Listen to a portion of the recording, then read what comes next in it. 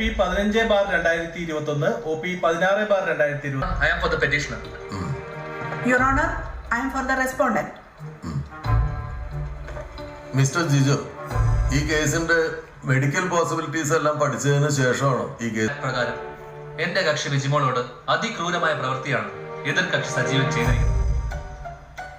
സ്നേഹത്തോടും വിശ്വാസത്തോടും കൂടി തന്റെ ഭാര്യ നൽകിയ വൃക്കയെ കാത്തു സൂക്ഷിക്കാതെ മദ്യപിച്ച് നശിപ്പിച്ചു.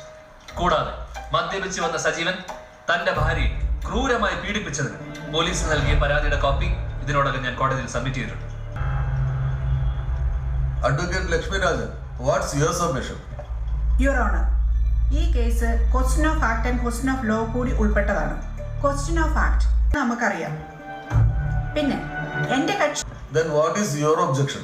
സജീവൻ ഒരു മദ്യപാനി അല്ല. താൻ സ്നേഹിക്കുന്ന ഭാര്യയെ നഷ്ടപ്പെടുമോ എന്നുള്ള യുവർ ഓണർ, എന്റെ കക്ഷിക്ക് സ്വന്തം ഭർത്താവിനോടുള്ള വിശ്വാസം നഷ്ടപ്പെട്ടിരിക്കുകയാണ്. ആയതിനാൽ ഇനിയുള്ള കാലം ാണ് ജിജു ഇത് പറയുന്നത്. ഇങ്ങനൊരു കേസ് ഇവിടെ എങ്ങനെ അതിന് നിയമസാധ്യത ഉണ്ടാവും? വക്കീല് പറഞ്ഞ പോലെ എന്റെ ഭർത്താവിനോടുള്ള വിശ്വാസം എനിക്ക് നഷ്ടപ്പെട്ടു.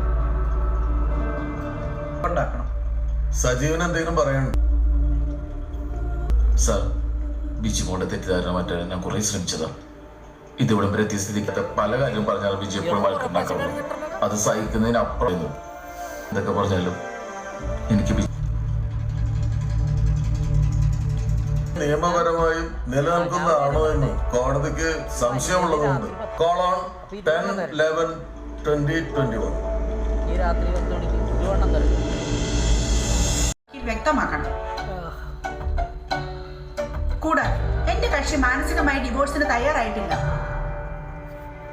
ഹിന്ദു മാരേജ് ആക്ട് പ്രകാരം എന്ത് ക്രൂരതയാണ് എന്റെ കക്ഷി ഭാര്യയോട് കാണിച്ചതെന്ന് വ്യക്തമാക്കണം. ആക്ച്വലി എന്റെ കക്ഷിയാണ് ഇവിടെ മാനസികമായി പീഡിപ്പിക്കപ്പെടുന്നത്.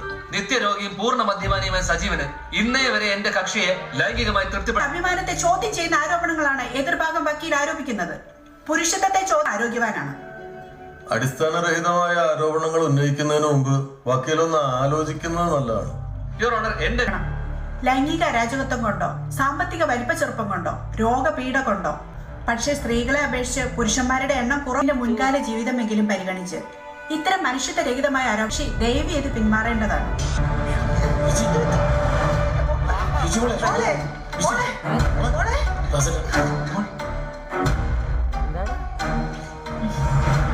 എന്തായി ഡോക്ടർ?